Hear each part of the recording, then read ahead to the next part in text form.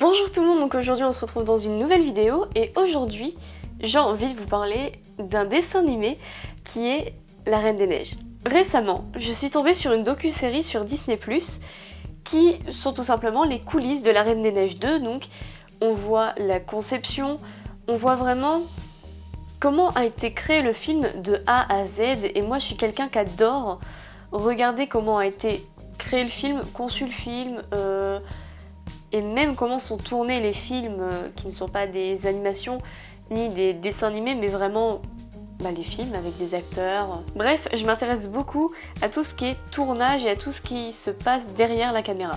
Alors, cette vidéo risque d'être un peu particulière car il n'y a pas vraiment d'objectif. Je voulais juste vous parler de La Reine des Neiges assez vite fait et peut-être vous parler aussi un peu de cette docu-série et qu'est-ce que j'ai trouvé surprenant ou pas.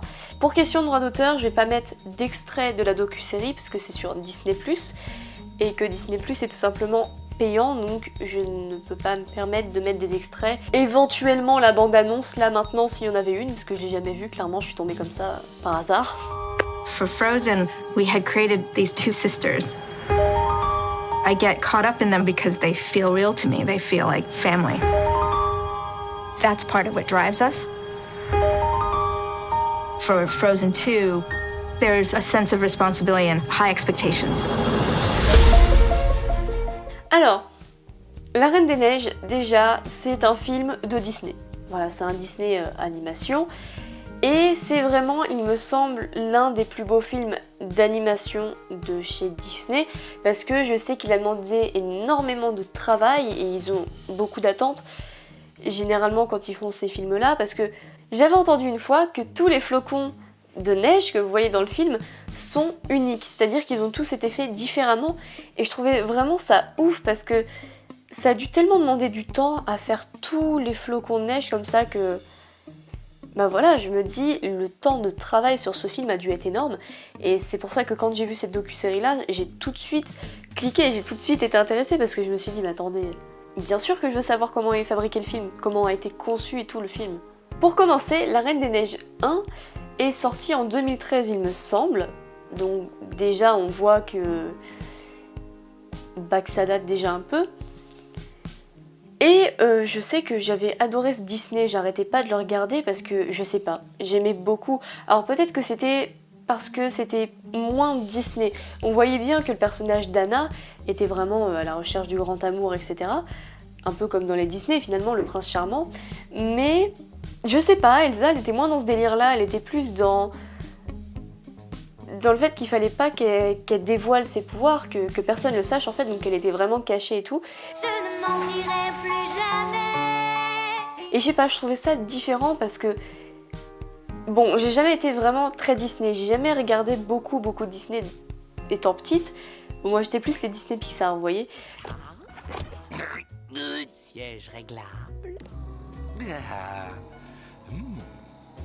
Mais j'étais moins dans le délire des princesses et le fait que ce film-là sorte un petit peu de l'ordinaire, je trouvais ça intéressant. Voilà, bon après il y en a eu beaucoup qui n'étaient pas qu'avec des princes charmants. Hein. Si vous prenez Mulan par exemple, c'est pas trop dans ce délire-là.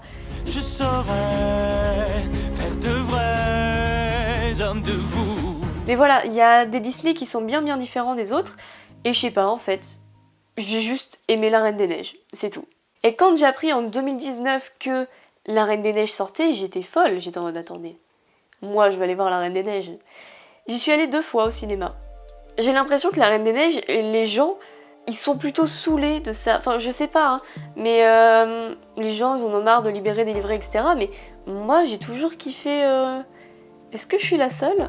Parce que j'aime vraiment beaucoup ce film. Du moins je suis vraiment fascinée par le travail que ça a dû demander.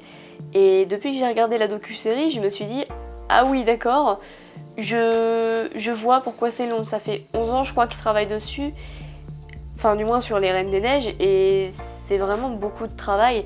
Alors dans la docu-série vous pouvez voir des scènes non finies, carrément des scènes exclusives parce que il y a des scènes qui ont carrément été retirées du film.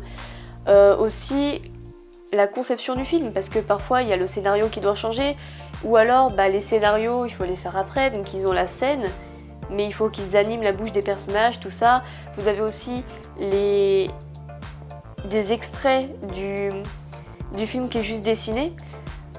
Aussi les tenues, les musiques ça m'a vraiment choquée. Et le travail que ça demandait, j'étais en mode waouh, j'étais fascinée.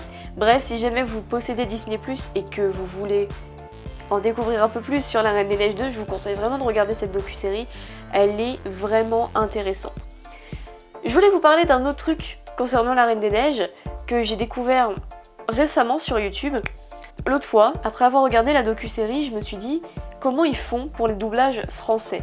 Parce que je croyais que Disney envoyait leurs films avec les bandes son, etc. Vous savez, les musiques de fond, tout ça. Et que les gens, en fait, avaient juste à... Enfin, les doubleurs avaient juste à dire les répliques. Et que c'était un montage, en fait. Eh ben absolument pas. Absolument pas, en fait.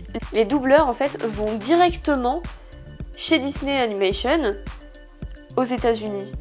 Je savais pas. Alors après, je pense que pour certains films, peut-être pas Disney, parce que peut-être que Disney fonctionne comme ça, mais il me semble qu'il y a des films quand même qui sont doublés en France et dans les pays de la langue doublée.